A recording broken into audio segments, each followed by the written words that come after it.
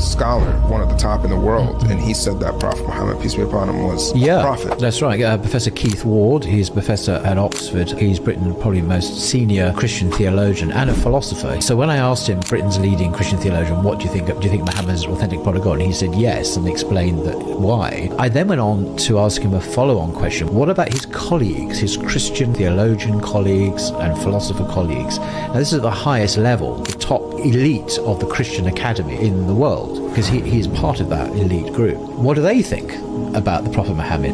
Oh yes, he says, they virtually all believe he's a prophet as well. I thought, what? And I wasn't expecting that answer. And I think the reason they do, these are highly educated people, they're not idiots. If you've got to know Moses of the Bible, if you've got to know the prophets, and you believe that God has sent prophets, and then you come across another prophet from the same region of the world who teaches the same message, who is clearly an extraordinary human being, what's not to accept? Why don't these people become Muslim? Keith Ward gave an answer which immediately struck me, as I've heard this before in the Quran. He said, well, I don't need to.